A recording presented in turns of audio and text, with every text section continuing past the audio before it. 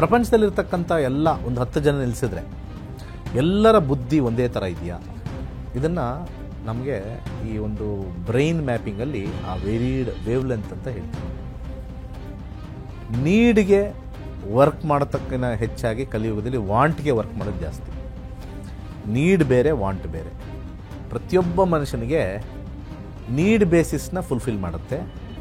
ಪೂಜೆ ಪುನಸ್ಕಾರಗಳನ್ನ ಮಾಡಿದಾಗ ವಾಂಟ್ ಬೇಸಿಸಲ್ಲಿ ಹೋಗುತ್ತಷ್ಟೆ.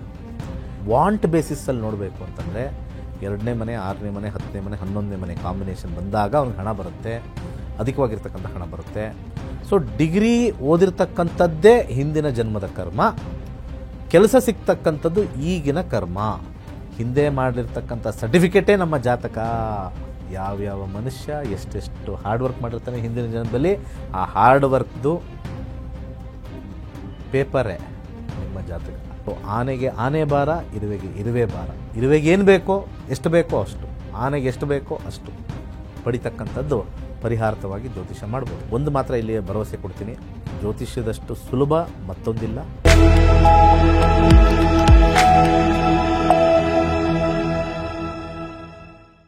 ಎಲ್ರಿಗೂ ನಮಸ್ಕಾರ. ನೀವು ನೋಡ್ತಾ ಇದ್ದೀರಾ ಟಿವಿ ವಿಕ್ರಮ ನಕ್ಷತ್ರ ನಾಡಿ ಕಾರ್ಯಕ್ರಮಕ್ಕೆ ಸ್ವಾಗತ. ನಾನು ಮುಮ್ತಾಜ್ ಅಬ್ದುಲ್ ನೆಲೆಡ್ಕ. ಗುರುಜಿ ಕಾರ್ಯಕ್ರಮಕ್ಕೆ ಆತ್ಮೀಯವಾದಂತಹ ಸ್ವಾಗತ. ಎಲ್ಲರಿಗೂ ನಮಸ್ಕಾರ. ಗುರುಜಿ, ವರಮಹಾಲಕ್ಷ್ಮಿ ಹಬ್ಬ ಅಂತ ಬಂದಾಗ ಪ್ರತಿಯೊಬ್ಬರು ಕೂಡ ಅದನ್ನ ಬಹಳ ಸಂಭ್ರಮ ಸಡಗರದಿಂದ ಆಚರಣೆ ಮಾಡ್ತಾರೆ. ಆದ್ರೆ ನಮ್ಮ ಸಮಾಜದಲ್ಲಿ ಬಡವರು ಇದ್ದಾರೆ, ಶ್ರೀಮಂತರು ಇದ್ದಾರೆ, ಎಲ್ರಿಗೂ ಒಂದೇ ತರ ಆಚರಣೆ ಮಾಡೋದಕ್ಕಾಗಲ್ಲ. ಈಗ 10 ಜನ ವರಮಹಾಲಕ್ಷ್ಮಿ ಹಬ್ಬ ಪೂಜೆ ಮಾಡಿದ್ರು ಕೂಡ ಎಲ್ರಿಗೂ ಅದರಿಂದ ಒಳಿತಾಗುತ್ತೆ ಅಂತ ಇಲ್ಲ, ಎಲ್ರಿಗೂ ಹಣ ಚೆನ್ನಾಗಿ ಬರುತ್ತೆ ಅಂತ ಇಲ್ಲ. ಸೊ ಇಲ್ಲಿ ಜ್ಯೋತಿಷ್ಯ ಮತ್ತು ಹಣಕಾಸು ಅಂತ ಬಂದಾಗ ಅದನ್ನ ಯಾವ ರೀತಿ ಹೇಳ್ತೀರಾ ಗುರುಜಿ? ಓಕೆ, ಹಣಕಾಸು ವಿಚಾರ ಹೋಗಿನ ಮುಂಚೆ ಬುದ್ಧಿ ವಿಚಾರಕ್ಕೆ ಬರೋಣ. ಪ್ರಪಂಚದಲ್ಲಿರ್ತಕ್ಕಂಥ ಎಲ್ಲ ಒಂದು 10 ಜನ ನಿಲ್ಲಿಸಿದ್ರೆ ಎಲ್ಲರ ಬುದ್ಧಿ ಒಂದೇ ಥರ ಇದೆಯಾ? ಹಾಗಿದ್ರೆ ಒಂದು 10ನೇ ಕ್ಲಾಸಲ್ಲಿ ಒಂದು 40-50 ಜನ ಹುಡುಗರು ಓದ್ತಾರೆ, ಪಾಠ ಮಾಡ್ತಕ್ಕಂಥ ಟೀಚರ್ ಒಬ್ಬರೇ. ಅಲ್ಲಿ 40-50 ಜನ ಇರ್ತಕ್ಕಂಥ ಮಕ್ಕಳ ಬುದ್ಧಿ ಸಮನಾಗಿ ಸೇಮ್ ಇರುತ್ತಾ? ಇರಲ್ಲ. ಒಬ್ಬರು ಸ್ಪೀಡ್ ಇರ್ತಾರೆ, ಒಬ್ಬರು ಸ್ಲೋ ಇರ್ತಾರೆ, ಒಬ್ಬರು ಸಿಕ್ಕಾಪಟ್ಟೆ ಸ್ಲೋ ಇರ್ತಾರೆ, ಒಬ್ರಿಗೇನೂ ಅರ್ಥ ಆಗಲ್ಲ, ಒಬ್ಬರಿಗೆ ಏನೂ ಓದ್ದಲೇ ತುಂಬ ಚೆನ್ನಾಗಿ ಅರ್ಥ ಆಗುತ್ತೆ. ವೇರಿಡ್ ಮೈಂಡಲ್ಲಿರುತ್ತೆ. ಇದನ್ನು ನಮಗೆ ಈ ಒಂದು ಬ್ರೈನ್ ಮ್ಯಾಪಿಂಗಲ್ಲಿ ಆ ವೇರಿಡ್ ವೇವ್ ಲೆಂತ್ ಅಂತ ಹೇಳ್ತೀವಿ ನಾವು. ಹಾಗೆ 2ನೇ ವಿಚಾರ,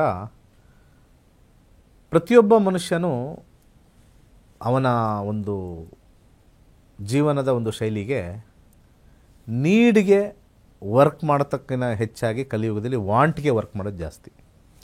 ನೀಡ್ ಬೇರೆ, ವಾಂಟ್ ಬೇರೆ. ಈಗ ನೀವು ಕೇಳಿರ್ತಕ್ಕಂಥ ಪ್ರಶ್ನೆ ವಾಂಟ್. ಆದರೆ ಪ್ರಕೃತಿ ಪ್ರತಿಯೊಬ್ಬ ಮನುಷ್ಯನಿಗೆ ನೀಡ್ ಬೇಸಿಸ್ನ ಫುಲ್ಫಿಲ್ ಮಾಡುತ್ತೆ. ಪೂಜೆ ಪುನಸ್ಕಾರಗಳನ್ನ ಮಾಡಿದಾಗ ವಾಂಟ್ ಬೇಸಿಸಲ್ಲಿ ಹೋಗುತ್ತಷ್ಟೆ.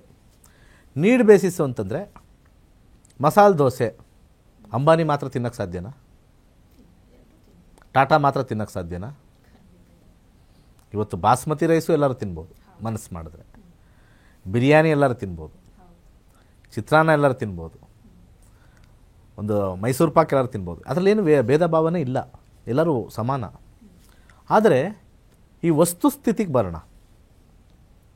ಒಬ್ಬ ಸಾಮಾನ್ಯ ಚೆನ್ನಾಗಿ ದುಡಿದು ಒಂದು 2 ವೀಲರ್ ತೊಗೋಬೋದು, ಓಡಾಡಲಿಕ್ಕೆ 2 ವೀಲರು. ಆದರೆ ನನಗೆ ಇಂಥ 2 ವೀಲರೇ ಬೇಕು, ಕಾಸ್ಟ್ಲಿನೇ ಬೇಕು ಅಂತಂದಾಗ ಅದಕ್ಕೆ ನಾವು ಎಕ್ಸ್ಟ್ರಾ ದುಡಿಬೇಕಾಗತ್ತೆ. ಕಾರ್ ತೊಗೊಳ್ತೀವಿ, ಓಡಾಡಲಿಕ್ಕೆ ಕಾರು, ಮಳೆ ಗಿಳೆ ಬಂದಾಗ ಸ್ವಲ್ಪ ಕಾರು ಬೆಚ್ಚಗಿರುತ್ತೆ, AC ಇರುತ್ತೆ, ಕಾರ್ ಬೇಕು. ಕಾರಲ್ಲಿ ನಮಗೆ ಒಂದು 5 ಲಕ್ಷ 6 ಲಕ್ಷ ರೂಪಾಯಿಯಿಂದ ಹಿಡಿದು 5 ಕೋಟಿ ರೂಪಾಯಿವರೆಗೂ ಇದೆ. ಎಲ್ಲ ರೋಡ್ ಮೇಲೆ ಇರ್ತದೆ. 5 ಲಕ್ಷದ್ದು ರೋಡ್ ಮೇಲೆ ಇರ್ತದೆ ಸಿಗ್ನಲ್ ಬಂದಾಗ, 50 ಕೋಟಿದು ರೋಡ್ ಮೇಲೆ ಇರ್ತದೆ ಸಿಗ್ನಲ್ ಬಂದಾಗ. ಎರಡು ಪಕ್ಕದಲ್ಲೇ ನಿಂತಿರ್ತದೆ ಸಿಗ್ನಲ್. ನೋಡಿ, ಸಿಗ್ನಲ್ಗಿರೋ ಶಕ್ತಿ ಅವೆರಡು ಕಾರ್ಗಳಿಗೆ ಇಲ್ಲ ಅಲ್ವಾ? ಆ ರೀತಿ ಈ ಕಾರ್ಗಳನ್ನೋದು ಅವರ ಹಿಂದಿನ ಜನ್ಮದ ಸುಕೃತಗಳು. ಈಗ 5 ಲಕ್ಷದ ಕಾರ್ ತೊಗೊಳ್ತಾ ಇದ್ದೀನಿ ಅಂದರೆ ಹಿಂದಿನ ಜನ್ಮದ ಸುಕೃತ. 50 ಕೋಟಿ ಕಾರ್ ತೊಗೊಳ್ತೀನಿ, ಹಿಂದಿನ ಜನ್ಮದ ಸುಕೃತ. ಆದರೆ ಏನು ತೊಗೊಂಡ್ರು ಅವನಿಗೆ ಬಂದಿರತಕ್ಕಂಥ ಯೋಗ. ಆದರೆ ರೂಲ್ಸ್ ಆ್ಯಂಡ್ ರೆಗ್ಯುಲೇಷನ್ ಅಂತ ಬಂದಾಗ ಎಲ್ಲರಿಗೂ ಒಂದೇ. ಈ ಕಾರ್ಗೆ ಹಾಕೋ ಪೆಟ್ರೋಲ್ ರೇಟು ಅಷ್ಟೇ, ಈಗ ಹಾಕೋ ಪೆಟ್ರೋಲ್ ರೇಟು ಅಷ್ಟೇ. ಸಿಗ್ನಲ್ ಬಂದಾಗ ಎರಡು ನಿಲ್ಲೇಬೇಕು. ನಾನು 50 ಕೋಟಿ ಕೊಟ್ಟು ನಾನು ಹೋಗ್ಬೋದು ಫಸ್ಟು, ಇಲ್ಲವೇ ಇಲ್ಲ. ಅದು ಜಗದ ನಿಯಮ. ಹಾಗೆಯೇ ಲಕ್ಷ್ಮೀ ಹಬ್ಬ ಮಾಡಬೇಕಾದ್ರೆ ಎಲ್ಲರೂ ಹಬ್ಬ ಮಾಡಬೇಕು. ಯಾಕೆಂದರೆ ಈ 5 ಲಕ್ಷ ಕಾರ್ ತೊಗೊಳೋನಿಗೆ 4 ಲಕ್ಷ ಇರುತ್ತೆ, ಇನ್ನು 1 ಲಕ್ಷ ಶಾರ್ಟೇಜ್ ಆಗುತ್ತೆ. ಅದನ್ನು ರೀಚ್ ಮಾಡೋಕ್ಕೆ ಪೂಜೆ ಮಾಡಬೇಕು. 50 ಕೋಟಿ ಕಾರ್ ತೊಗೊಳೋನಿಗೆ 45 ಕೋಟಿ ಇರುತ್ತೆ, ಇನ್ನು 5 ಕೋಟಿ ಹಾಕಿದ್ರೆ ಒಂದು ಒಳ್ಳೆ ಕಾರ್ ಬರ್ತದೆ ಅಂತ ಹೇಳಿ ಅದನ್ನು ರೀಚ್ ಮಾಡೋಕ್ಕೆ ಪೂಜೆ ಮಾಡಲೇಬೇಕು. ಸೊ ಇಲ್ಲಿ ಹಿಂದಿನ ಜನ್ಮದ ಕರ್ಮದ ಅನುಸಾರ ಹಾಗೆ ಹೀಗೆ ಇರ್ತಕ್ಕಂಥ ಜಾತಕದ ಒಂದು ವಾಂಟ್ ಬೇಸಿಸಲ್ಲಿ ನೋಡಬೇಕು ಅಂತಂದರೆ 2ನೇ ಮನೆ, 6ನೇ ಮನೆ, 10ನೇ ಮನೆ, 11ನೇ ಮನೆ ಕಾಂಬಿನೇಷನ್ ಬಂದಾಗ ಅವ್ನಿಗೆ ಹಣ ಬರುತ್ತೆ, ಅಧಿಕವಾಗಿರ್ತಕ್ಕಂಥ ಹಣ ಬರುತ್ತೆ. ಸೊ ಈ ವ್ಯಕ್ತಿಗೆ ಆರಾಧನೆ ಮಾಡೋದ್ರಿಂದ, ಪೂಜೆ ಮಾಡೋದ್ರಿಂದ ಆ ಮಿಕ್ಕ 1 ಲಕ್ಷ ಸ್ವಲ್ಪ ಭಗವಂತ ಪ್ರಸಾದಿಸ್ತಾನೆ. ಈ 50 ಕೋಟಿನೋ 5 ಕೋಟಿಗೋ ಒಂದು 5 ಲಕ್ಷನೋ 50 ಲಕ್ಷನೋ ಶಾರ್ಟೇಜ್ ಇರ್ತಕ್ಕಂಥ ವ್ಯಕ್ತಿಗೆ ಅವರಿಗೆ ಅದನ್ನು ಪೂರೈಸೋಕ್ಕೆ ಅಲ್ಲಿ ಪ್ರಕೃತಿ ತನ್ನ ಇಂದಿನ ಜನ್ಮದ ಒಂದು ಸುಕೃತದಿಂದ ಬಂದಿರತಕ್ಕಂಥದ್ದು. ಅದಕ್ಕೆ ಪ್ರಾರಬ್ಧ ಕರ್ಮ, ಸಂಚಿತ ಕರ್ಮ, ಕ್ರಿಯಮಾನ ಕರ್ಮ ಅಂತ ಆ್ಯಡ್ ಮಾಡಿದ್ದಾರೆ ನೋಡಿ. ಪ್ರಾರಬ್ಧ ಕರ್ಮ, ಸಂಚಿತ ಕರ್ಮ, ಹಾಗೆ ಕ್ರಿಯಮಾನ ಕರ್ಮ, ಆಗಮಿ ಕರ್ಮ. ಇದೆಲ್ಲ ಕರ್ಮಗಳು ಅಂದರೆ work, what you are done. ಈಗ ನಿಮಗೆ ಒಳ್ಳೆ ಕೆಲಸ ಸಿಗಬೇಕು ಅಂತಂದರೆ ನೀವು ಡಿಗ್ರಿಲಿ ಚೆನ್ನಾಗಿ ಓದಿರಬೇಕೋ ಇಲ್ವೋ? ಸೊ ಡಿಗ್ರಿ ಓದಿರ್ತಕ್ಕಂಥದ್ದೇ ಹಿಂದಿನ ಜನ್ಮದ ಕರ್ಮ, ಕೆಲಸ ಸಿಗ್ತಕ್ಕಂಥದ್ದು ಈಗಿನ ಕರ್ಮ. So it works in this way. So ಅವನು ಚೆನ್ನಾಗಿದ್ದಾನೆ, ನಾನು ಚೆನ್ನಾಗಿಲ್ಲ, ಇವನು ಚೆನ್ನಾಗಿದ್ದಾನೆ, ನನಗದಿಲ್ಲ ಅನ್ನೋದು ಹಿಂದಿನ ಜನ್ಮದ ಅವನು ಪಡ್ಕೊಂಬಂದಿರತಕ್ಕಂಥ ಒಂದು ಪದ್ಧತಿ. ಈಗ ನಾವು ಜಾಬ್ಗೆ ಹೋಗ್ತೀವಿ ನಾವಿಬ್ಬರು ಜಾಬ್ಗೆ ಹೋಗ್ಬೇಕಾದ್ರೆ ನಿಮಗೆ ಜಾಬ್ ಸಿಗುತ್ತೆ, ನಂಗೆ ಸಿಗಲ್ಲ. ಯಾಕೆಂದರೆ ನಂದೆಲ್ಲ ಸರ್ಟಿಫಿಕೇಟ್ ನೋಡ್ತಾರೆ, ಇವನೇನೋ ಬರೀ 40% ತೆಗಿದ್ದಾನೆ, ಇವರು ನೋಡಪ್ಪ ಎಲ್ಲ 85-90 ತೆಗಿದ್ದಾರೆ, ಅವ್ರನ್ನ ಫಸ್ಟ್ ತಗೊಳಪ್ಪ, ಫಸ್ಟು ಕೆಲಸಕ್ಕೆ ಚೆನ್ನಾಗಿ ಹೋಗಿದ್ದಾರೆ, ಶ್ರದ್ಧೆ ಇದೆ. ಹಾಗಿದ್ದರೆ ನಾನು ನೋಡ್ದಾ, ಈ ಜನ್ಮದಲ್ಲಿ ನಾವೇನು ಹೇಳ್ತೀವಿ, ನೋಡ್ದಾ ಅವ್ರ ಕೆಲಸ ಕೊಟ್ಟರು ನಂಗೆ ಕೊಟ್ಟಿಲ್ಲ. ಯಾಕೆಂದರೆ ಹಿಂದಿನ ಜನ್ಮದ್ದು ಅಂದರೆ ಹಿಂದಿನ ಕ್ಲಾಸಿನಲ್ಲಿ ಅವರು ಚೆನ್ನಾಗಿ ಓದಿ ಚೆನ್ನಾಗಿ ಪ್ರದರ್ಶನ ಮಾಡಿ ಅದನ್ನು ಆ ಸರ್ಟಿಫಿಕೇಟ್ ಕೊಟ್ಟಿದ್ರು. ಹಿಂದೆ ಮಾಡಿರ್ತಕ್ಕಂಥ ಸರ್ಟಿಫಿಕೇಟ್ ಕೊಟ್ಟಿದ್ದಾರಲ್ಲ, ಹಿಂದೆ ಮಾಡಿರ್ತಕ್ಕಂಥ ಸರ್ಟಿಫಿಕೇಟೇ ನಮ್ಮ ಜಾತಕ.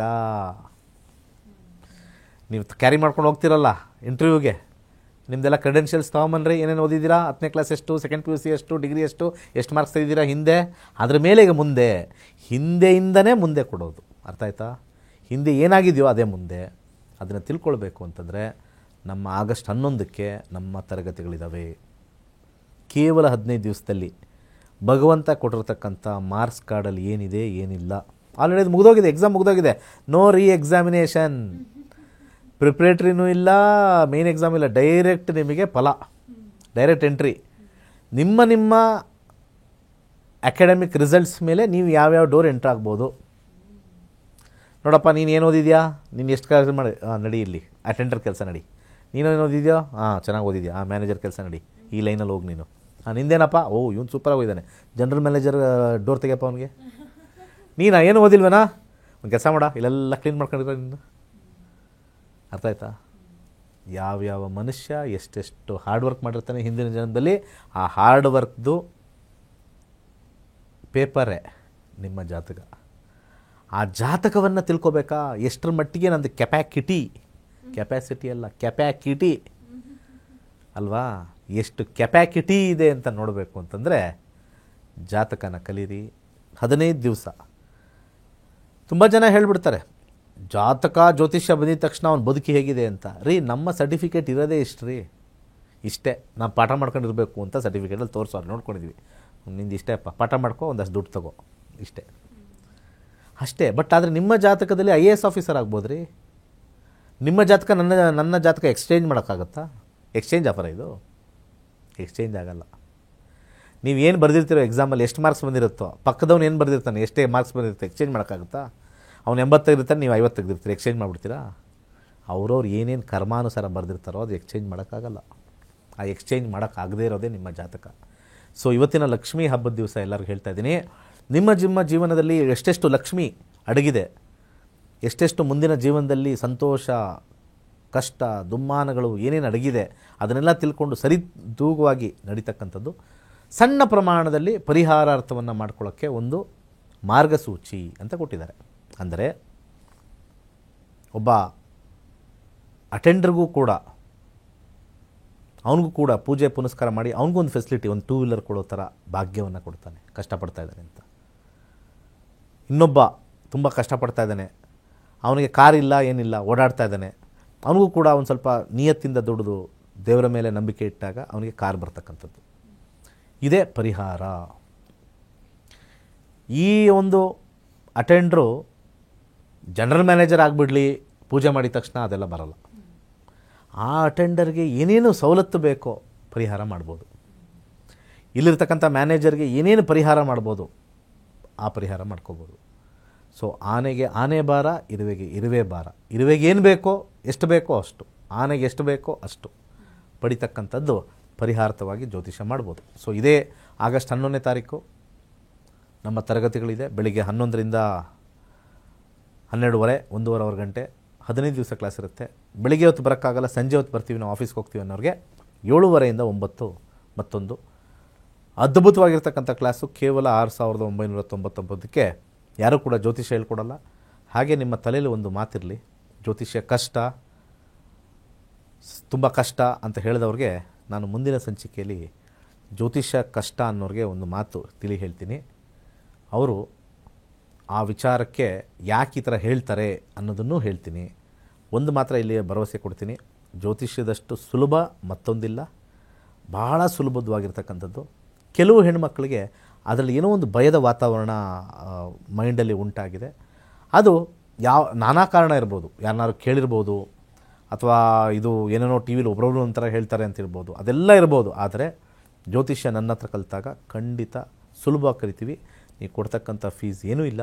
ಫೀಸ್ನ ನೋಡ್ಕೊಂಡು ಬನ್ನಿ, ಕಲಿತೀವೋ ಬಿಡ್ತೀವೋ ಫೀಸ್ ಆದಮೇಲೆ, ಕಲಿತಾದ್ಮೇಲೆ ನೀವು ಹೇಳ್ಬೋದು. ಸಾಕಷ್ಟು ಜನ ಮುಮ್ತಾಜ್ ಅವರು ಅನೇಕ ನಮ್ಮ ಶಾರ್ಟ್ಸಲ್ಲಿ ಕೊಟ್ಟಿದ್ದಾರೆ. ಈ ನಕ್ಷತ್ರಾಡಿ ಕಲ್ತಿರ್ತಕ್ಕಂಥ ಅನಿಸಿಕೆ, ಅಭಿಪ್ರಾಯ ಅಂತ ಹೇಳ್ತಾನೇ ಇದ್ದಾರೆ. ಕಮ್ಮಿ ಅಂದ್ರೂ ಇದುವರೆಗೂ ಒಂದು 40-50 ಅಭಿಪ್ರಾಯ ಕೊಟ್ಟಿದ್ದಾರೆ. ಇನ್ನು ಸಾಕಷ್ಟು ಅಭಿಪ್ರಾಯಗಳು ಕೊಡ್ತಾನೆ ಇರ್ತಾರೆ, ಹೇಳ್ತಾನೆ ಇರ್ತಾರೆ. ಅದೊಂದೇ ಸಾಕಲ್ಲ ನಿದರ್ಶನ. ಸೊ ಆಗಸ್ಟ್ 11 ಬನ್ನಿ, ಒಳ್ಳೆಯದಾಗಲಿ. ನಿಮ್ಮ ಜಾತಕದಲ್ಲಿರ್ತಕ್ಕಂಥ ಅದೃಷ್ಟ ಹೇಗಿದೆ, ಮುಂದೆ ಹೇಗಿದೆ ಅಂತ ತಿಳ್ಕೊಳ್ಳಿ. ಒಳ್ಳೆಯದಾಗಲಿ. ಧನ್ಯವಾದಗಳು ಗುರುಜಿ. ಸೊ ಎಸ್, ನಮ್ಮ ಆರ್ಥಿಕ ಪರಿಸ್ಥಿತಿ ಮತ್ತು ಕರ್ಮದ ಫಲವನ್ನು ಬಹಳ ಅದ್ಭುತವಾಗಿ ಗುರುಜಿ ಹೇಳ್ಕೊಟ್ರು. ಆಮೇಲೆ ಅದೇ ಗುರುಜಿ ಅವರ ತರಗತಿಗಳು 11ನೇ ತಾರೀಕಿನಿಂದ ಆರಂಭ ಆಗ್ತಾ ಇದೆ. ಜ್ಯೋತಿಷ್ಯವನ್ನ ಕಲಿಯುವಂಥದ್ದು ಬಹಳ ದೊಡ್ಡ ವಿಚಾರ ಅಂತ ಅನ್ಕೊಂಡವರಿಗೆ ಬಹುಶಃ ಪಂಡಿತ್ ದಿನೇಶ್ ಗುರೂಜಿ ಅವರ ತರಗತಿಗಳಿಗೆ ಹೋದ್ರೆ ಹಾಗೆ ಅನ್ನಿಸ್ಲಿಕ್ಕಿಲ್ಲ. ಅವರ ಕಾರ್ಯಕ್ರಮಗಳನ್ನು ನೀವು ನೋಡಿರ್ತೀರಾ. ಬಹಳ ಖುಷಿಯಾಗಿ ನಮಗೆ ಅರ್ಥ ಆಗುವ ರೀತಿಯಲ್ಲಿ ಬಹಳ ಅದ್ಭುತವಾಗಿ ತಿಳಿಸ್ಕೊಡ್ತಾರೆ. ಅವರ ತರಗತಿಗಳು ಕೂಡ ಅಷ್ಟೇ ಚೆನ್ನಾಗಿ, ಬಹಳ ಖುಷಿಯಾಗಿ, ಬಹಳ ಅದ್ಭುತವಾಗಿರುತ್ತೆ ಅಂತ ನಾನು ಹೇಳ್ತೀನಿ. 11ನೇ ತಾರೀಕಿನಿಂದ ತರಗತಿಗಳ ಆರಂಭ ಆಗುತ್ತೆ. ದಯವಿಟ್ಟು ಆದಷ್ಟು ಬೇಗ ನೋಂದಾವಣೆಯನ್ನ ಮಾಡ್ಕೊಳ್ಳಿ ಅಂತ ಹೇಳ್ತಾ, ನೋಡ್ತಾ ಇರಿ ಟಿವಿ ವಿಕ್ರಮ, ನಕ್ಷತ್ರ ನಾಡಿ ಕಾರ್ಯಕ್ರಮ. ನಮಸ್ಕಾರ.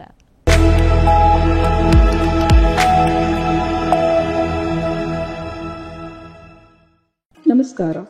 ವೈಜ್ಞಾನಿಕ ತಂತ್ರಜ್ಞಾನವನ್ನು ಒಳಗೊಂಡಿರುವ ನಕ್ಷತ್ರ ನಾಡಿ ಜ್ಯೋತಿಷ ತರಗತಿಗಳಿಗೆ ಸುಸ್ವಾಗತ. ಈ ತರಗತಿಗಳಲ್ಲಿ ಗುರುಜಿಯವರು ಕಲಿಸಿಕೊಡಲಿರುವ ವಿಚಾರಗಳೇನೆಂದರೆ, ನಮ್ಮ ಬ್ರಹ್ಮಾಂಡದ ಸೃಷ್ಟಿ, ವಿಷ್ಣುವಿನ ದಶಾವತಾರಗಳಲ್ಲಿ ವೈಜ್ಞಾನಿಕ ಆಧಾರ, 4 ಯುಗಗಳು, ಉತ್ತರ ಧ್ರುವದ ಪ್ರಾಮುಖ್ಯತೆ, ನಕ್ಷತ್ರಗಳು, ರಾಶಿಗಳು, ರಾಹು ಮತ್ತು ಕೇತು ಪುರಾಣ, ರಾಶಿ ಚಕ್ರದಲ್ಲಿ 27 ನಕ್ಷತ್ರಗಳ ಸ್ಥಾನ, ರಾಶಿ ಚಕ್ರದ ಡಿಗ್ರಿ ಲೆಕ್ಕಾಚಾರ, ನಕ್ಷತ್ರದ 108 ಪಾದಗಳು, ದಶಾ ಲೆಕ್ಕಾಚಾರ, ರಾಶಿ ಚಕ್ರದ ಗುಣಲಕ್ಷಣಗಳು, ಲಗ್ನದ ಪ್ರಾಮುಖ್ಯತೆ, ಲಗ್ನ ಲೆಕ್ಕಾಚಾರ, ದಿನದಲ್ಲಿ ಲಗ್ನವನ್ನು ಕಂಡುಹಿಡಿಯುವ ಸರಳ ಲೆಕ್ಕಾಚಾರ, ಲಗ್ನದಿಂದ ವಿವಿಧ ಮನೆಗಳಿನ ಗ್ರಹಗಳು, ನಕ್ಷತ್ರ ನಾಡಿ ತತ್ವಗಳು, ಗ್ರಹಾಧಿಪತಿ, ನಕ್ಷತ್ರಾಧಿಪತಿ, ಉಪನಕ್ಷತ್ರಾಧಿಪತಿ ಲೆಕ್ಕಾಚಾರ, ಪ್ರಶ್ನಾಶಾಸ್ತ್ರದ 249 ವಿಭಾಗಗಳ ಲೆಕ್ಕಾಚಾರ, ವಿಶ್ಲೇಷಣೆಯಲ್ಲಿ ದಶ, ಭುಕ್ತಿ, ಅಂತರ್ಭುಕ್ತಿಯ ಅರ್ಥ, ಜಾತಕದಲ್ಲಿ ಶಿಕ್ಷಣಕ್ಕೆ ಆಯ್ದುಕೊಳ್ಳಬಹುದಾದ ಕೋರ್ಸ್, ಉದ್ಯೋಗ ಅಥವಾ ವ್ಯವಹಾರದಲ್ಲಿ ಕ್ಷೇತ್ರದ ಆಯ್ಕೆ, ಯಶಸ್ಸಿನ ಲೆಕ್ಕಾಚಾರ, ಮದುವೆ ವಿಚಾರದಲ್ಲಿ ಸಂಯೋಗಗಳು, ತೊಂದರೆಗಳು, ಸಂತಾನದಲ್ಲಿ ತೊಂದರೆಗಳು, ವಿಳಂಬವಾಗುವುದು, ಆಸ್ತಿ ಅಥವಾ ವಾಹನ ಖರೀದಿಯಲ್ಲಿ ಸಮಯವನ್ನು ತಿಳಿಯುವುದು, ಆರೋಗ್ಯ ವಿಚಾರಗಳಲ್ಲಿ ಶುಭ ಅಶುಭ ಸಮಯದ ಲೆಕ್ಕಾಚಾರ, ಆರೋಗ್ಯ ಸಮಸ್ಯೆಗಳು ಉಂಟಾಗುವ ಸಮಯ ಮುಂತಾದ ವಿಚಾರಗಳ 3 ಹಂತದಲ್ಲಿ ಶುಭ ಅಶುಭ ಸಂಯೋಗಗಳ ವಿಭಜನೆ, ಪವರ್ ಪೊಸಿಷನ್, ಪುಷ್ ಪುಲ್ ಸಿದ್ಧಾಂತ, ಗೋಚಾರದ ವಿಶ್ಲೇಷಣೆ, ಆಯ್ದ ಸೆಲೆಬ್ರಿಟಿ ಜಾತಕಗಳ ವಿಶ್ಲೇಷಣೆ, ಪರಿಹಾರಗಳು, ರತ್ನಗಳು, ರುದ್ರಾಕ್ಷಿ, ಮಂತ್ರ, ಕಲರ್ ಥೆರಪಿ, ದಾನದ ಪರಿಕಲ್ಪನೆ, ಇನ್ನು ಅನೇಕ ವಿಚಾರಗಳ ಬಗ್ಗೆ ಅತ್ಯಂತ ಸರಳವಾಗಿ ಗುರೂಜಿಯವರು ತರಗತಿಯಲ್ಲಿ ತಿಳಿಸಿಕೊಡುತ್ತಿದ್ದಾರೆ. ಈ ತರಗತಿ ಜೊತೆಗೆ ಅತ್ಯಾಧುನಿಕ ತಂತ್ರಜ್ಞಾನದಿಂದ ಬಳಕೆಯಲ್ಲಿರುವ ಗೋಲ್ಡ್ ಟ್ರೀ ಆಸ್ಟ್ರೋ ಆ್ಯಪ್ ಮೂಲಕ ಜಾತಕವನ್ನು ಪರಿಶೀಲಿಸುವ ಸುಲಭವಾದ ತಂತ್ರಗಳು ಗುರೂಜಿಯವರು ತಿಳಿಸಿಕೊಡುತ್ತಾರೆ. ಜೀವನಕ್ಕೆ ಅಗತ್ಯವಾಗಿರುವ ವಿಚಾರಗಳನ್ನು ತಿಳಿಯಲು ಇಂದೇ ನಕ್ಷತ್ರ ನಾಡಿ ತರಗತಿಯನ್ನು ಸೇರಿ. ನಿಮ್ಮ ಜೀವನದ ವಿಚಾರಗಳಿಗೆ ಮಾರ್ಗದರ್ಶಿಯಾಗಿರುವ ಜ್ಯೋತಿಷ್ಯವನ್ನು ಅಳವಡಿಸಿಕೊಳ್ಳಿ. ಹೆಚ್ಚಿನ ಮಾಹಿತಿಗೆ ಇಂದೇ ನಮ್ಮ ನಕ್ಷತ್ರ ನಾಡಿಯನ್ನು ಸಂಪರ್ಕಿಸಿ. ಧನ್ಯವಾದಗಳು.